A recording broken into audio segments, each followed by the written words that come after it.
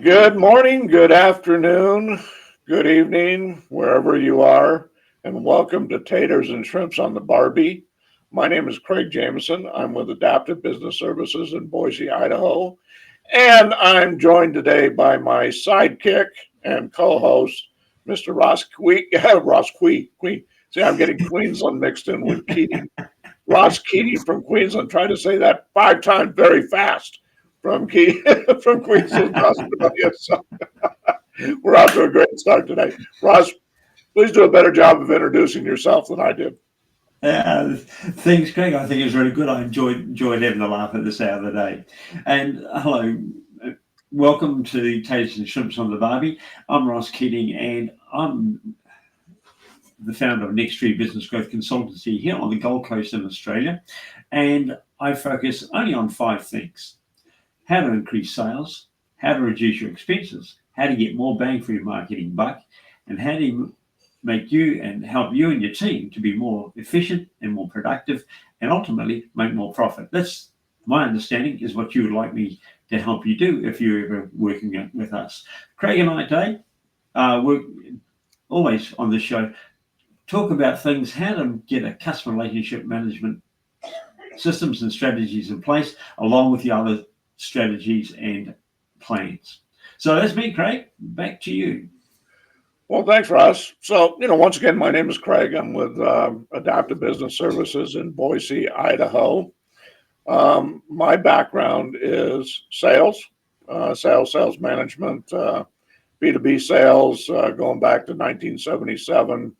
Served in a variety of positions, including business owners, and now I'm blissfully semi-retired and talking to you here on LinkedIn and Facebook. Okay, so um, as Ross said, we talk about a lot of different things. We talk about things that are CRM related. Ross and I are both solution partners for a CRM product called Nimble. So we talk about Nimble, but we also talk about CRM in the general sense, and that's certainly the case with today's topic. We do invite you to leave comments and questions, and we'll certainly get back to you with answers to any of those. Or if you'd like to get in touch with us one on one for a consultation, we're happy to do that also. So, our discussion today is going to be prospecting and selling to vertical markets. So, this is, part CRM and it's part just other things that you have to do to get in preparation for that. So, Ross, you got some ideas on that? Maybe you'd like to start us out, or would you like me to go ahead? Uh, well, one thing I would like to point out is that I'm about being more efficient in getting the marketing more focused. The better targeted it is, the better the response rates are. And this part of the show is definitely going to help you do that. And Craig has used this in his business and showed me other ways how to use prospecting and vertical marketing. So, Craig, I'll let you take it. Let me have a few questions sometimes because I know you always make me want to ask a question. So, let's go. You're yours, my Only friend. if I know the answer. If you do it to embarrass me, I'll get even with you on the next go round. Just keep that in mind. So, Ross is right. I love vertical markets. And, let's talk about vertical markets and some of the reasons why, if you're not already doing that, and maybe you even think, well, the type of product or service I offer, isn't really designed for a specific marketplace. And on the surface, that may be the case, but in actuality, you may be able to present it as something that would be designed for vertical. So, first of all, when we talk about vertical marketing versus general marketing, we're talking about very specific niche marketing. So, we're talking about a particular industry or particular industries.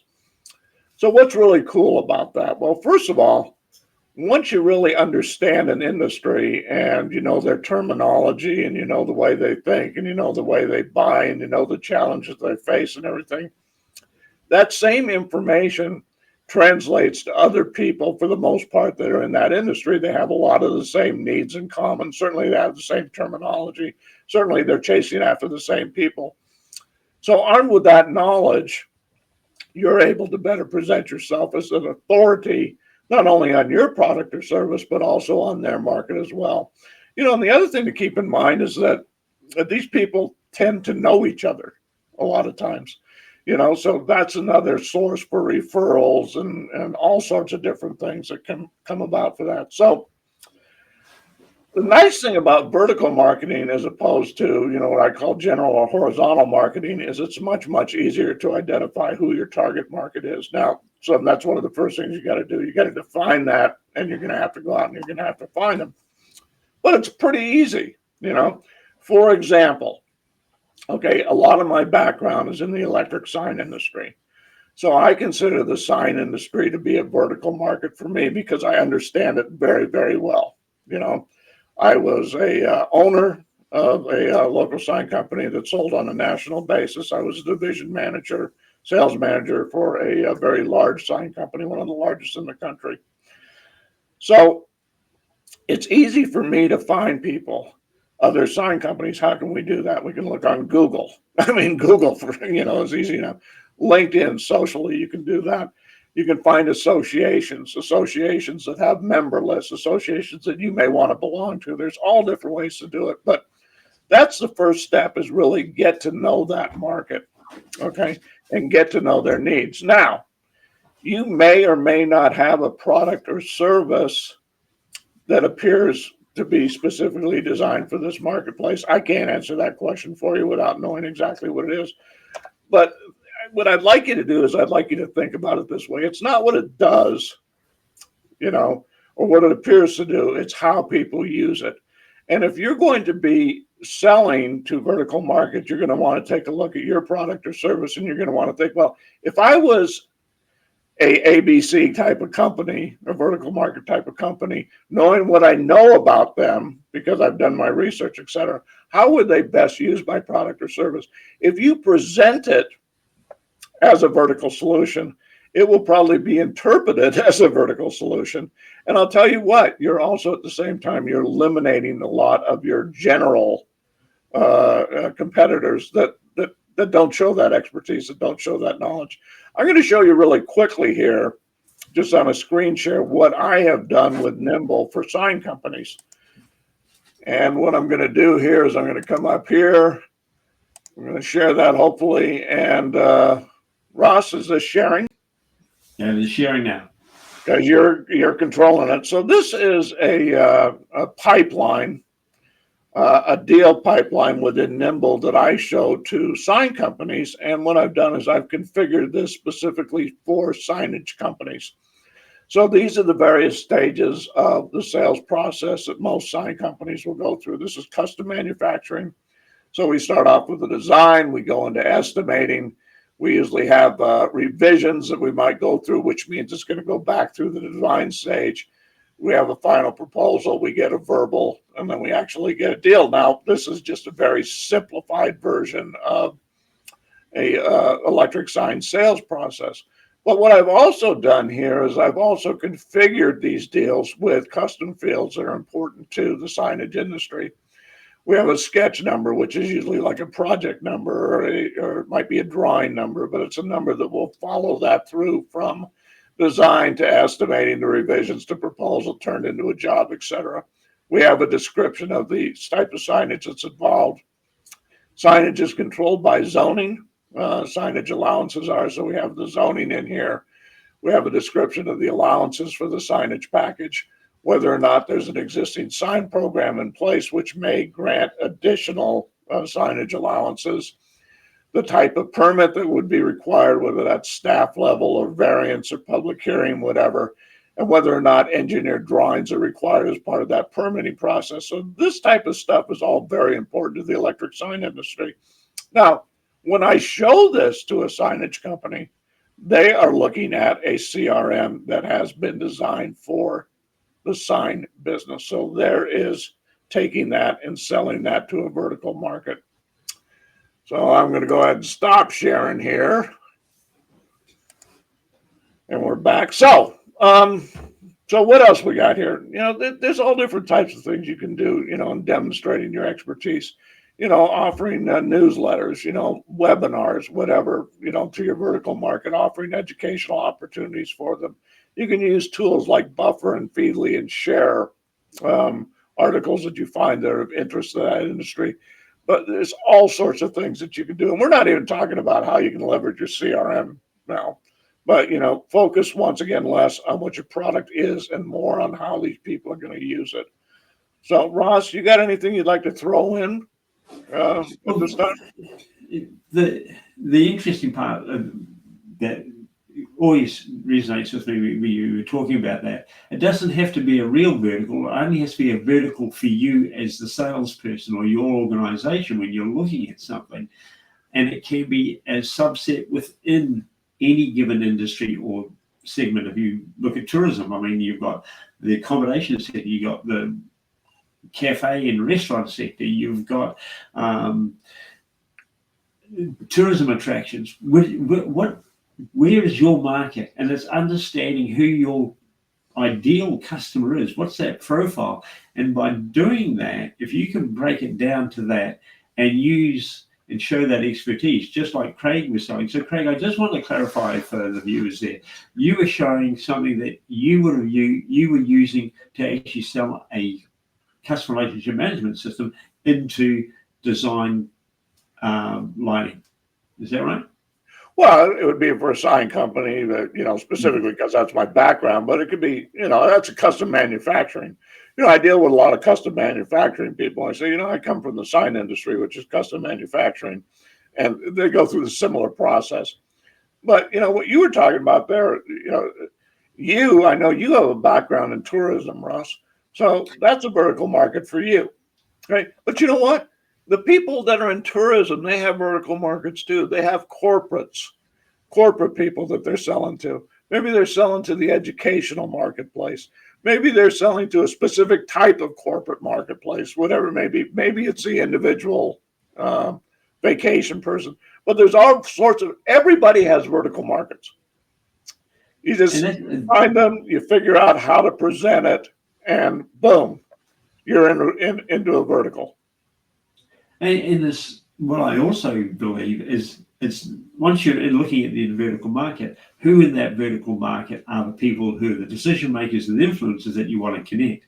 And so you might be grouping the CFOs and the CEOs together. So they may want a certain amount of information that required for their business or their decision-making process. Yet the people that you're really trying to get it into may be the sales managers or the VP of sales, because they're trying to do that. So you have to understand that different information is there, and if you break that down, you can send information to a group of people who are, say, the VP of sales, and a different set of information to who are the CEOs and the CFOs of those same organizations that are in your industry vertical. Would that be right, Craig? That's right, and that's exactly right. And now you're talking about, one of the key ways that you can leverage your CRM to help you with these markets, because you're talking about segmenting your database. So, when Ross and I talk about a CRM database, we're talking about a contact database, and the contact database is usually comprised of people and companies, people related companies related to people, et cetera, et cetera, et cetera. But you have the ability, and this is pretty much with any CRM, I think, and they might do it a little bit differently. Different CRMs will do it a little bit differently. You have a way of organizing your contacts, what we call segmenting. So, for example, Ross was talking about the different types of positions that people have within their industries. So you've got the president, or you've got the CEO, you've got the CFO, or you're dealing with the sales manager, salespeople, whatever. That's a title field within a standard title field within a CRM. But then you've also got, let's say, for example, you're chasing after multiple verticals. Okay. So you're chasing after tourism, you're chasing after another one. There's ways to organize that by either tagging, that this is a tourism company, or this is a signage company, or whatever it may be. Or it could be done with custom fields, where you're creating custom fields of information to also help you break that down. Because here's the beauty of the CRM now. You've got this massive database, however big it is. Let's just say, for sake of argument, there's 1,000 contacts in there. but you want to be able to quickly get to groups of contacts that have certain things in common. So I want to get to sign companies.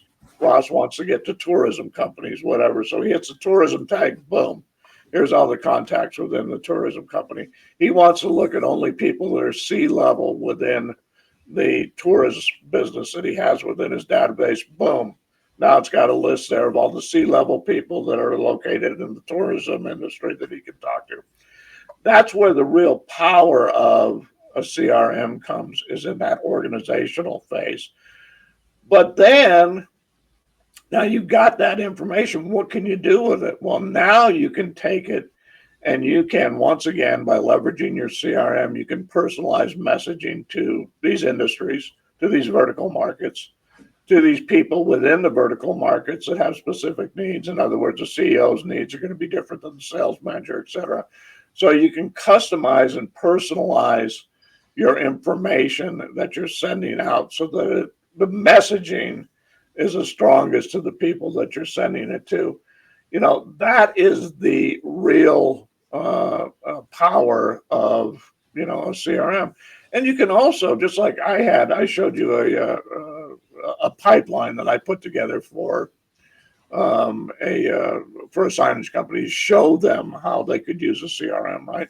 Okay, in my CRM, if I was selling to a signage company, I would have maybe another pipeline, a pipeline or a workflow, which might be a lead qualification workflow that reflects the sales process that I go through to sell to that particular vertical market, because it's going to be different with different ones. They got different processes, different hot buttons, different needs, different things that they want to answer. So you're tailoring your CRM to better address the needs of selling to that particular market. I hope this makes sense. I know it's a lot to be thrown out at one time, but you know, you do that, you send messages out that are personalized, that they're pertinent, they're relative. You monitor the results, you adapt, and you adjust. So, Ross, you got anything else you want to throw in on top of that pile? No, it's just more be very mindful that if by looking at different verticals, you can be so much more efficient, because you'll get more bang, and we'll be covering this in the next show, in fact, getting more bang for your marketing buck, and more productive. Because when you're looking at industry verticals, you understand it better and you can give them the right information, which will be more attractive to them. And then they're more likely to say yes. And the more yeses you can get from your existing leads, the more productive and more efficient and more profitable your sales are. So this is what the more you do it, you're going to get, the better you are. And then you start getting some successes. You can also, you know, I worked with ABC company over here, and boom, and this is what we're able to accomplish. So you got referrals that way too. So it just makes so much sense, and it's just so much easier than trying to go out there and shotgun it. You know, this is a more of a pinpoint rifle than it is a shotgun. Can I say that now? I'm afraid I might. Yeah, you can. I might microaggression or something. I'm afraid you got to be careful of this stuff these days. You know, so. But Craig, I think we've got that one nailed. I invite anybody that's listening to this, whether any of the on Facebook or LinkedIn, please comment below or send us a message.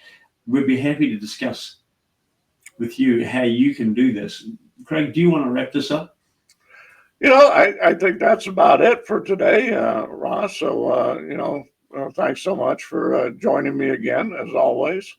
And everybody, thanks so much for listening in. And please, reach out to us if you'd like to, learn more. If you got questions, I know Ross has got some ticker tapes up here throughout the show that's talking about how you can schedule a free 30-minute consultation with us. And thanks so much for sitting in, and we'll look forward to talking to you soon. Take care now. Bye-bye. Bye for now.